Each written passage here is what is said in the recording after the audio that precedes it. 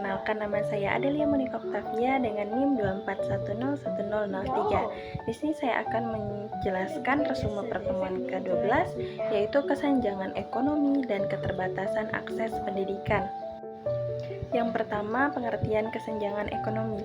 Kesenjangan ekonomi adalah perbedaan besar antara orang kaya dan orang yang miskin dalam hal pendapatan atau harta.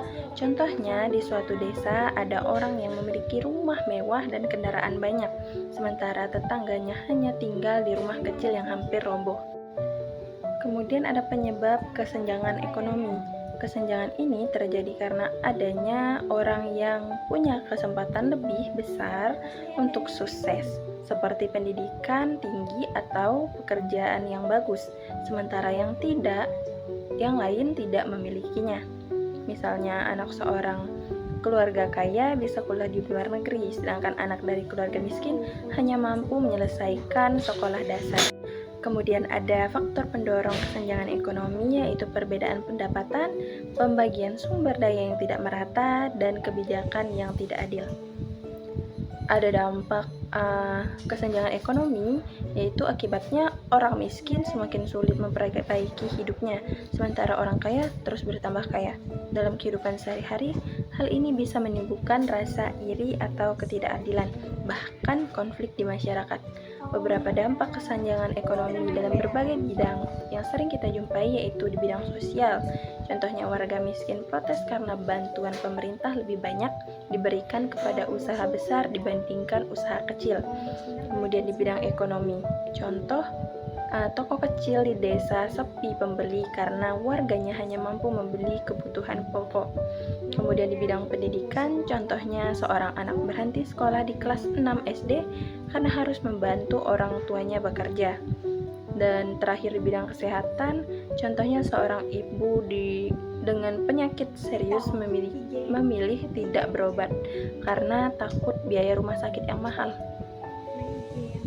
Yang kedua, ada keterbatasan akses pendidikan. Keterbatasan akses pendidikan berarti tidak semua orang punya kesempatan yang sama untuk bersekolah.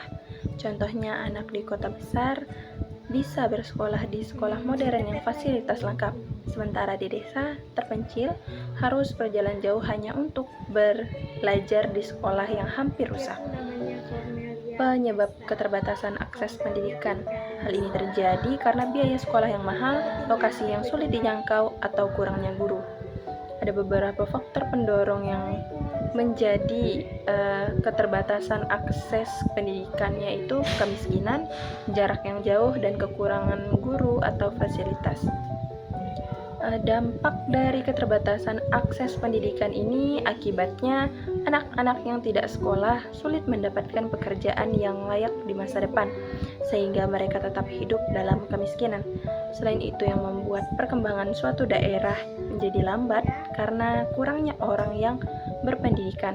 Beberapa faktor dampak keterbatasan akses ke pendidikan yang dapat kita jumpai dalam kehidupan sehari-hari, yaitu di bidang ekonomi, bidang sosial, dan bidang masa depan bangsa.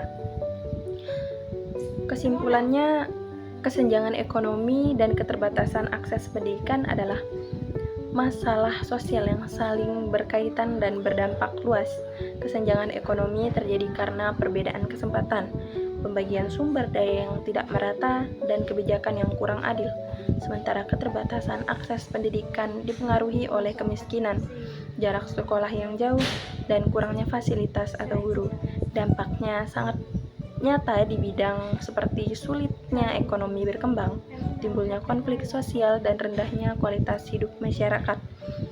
Masalah ini memperlihatkan bahwa orang-orang yang kurang mendapatkan pendidikan cenderung tetap berada di lingkaran kemiskinan, sehingga penting untuk memberikan peluang yang merata bagi semua orang agar kehidupan masyarakat menjadi lebih baik. Sekian resume pertemuan ke-12 yang telah saya buat. Mohon maaf apabila terjadi banyak kesalahan penyebutan penulisan kata yang telah saya sampaikan. Semoga dapat bermanfaat bagi kita semua. Salve!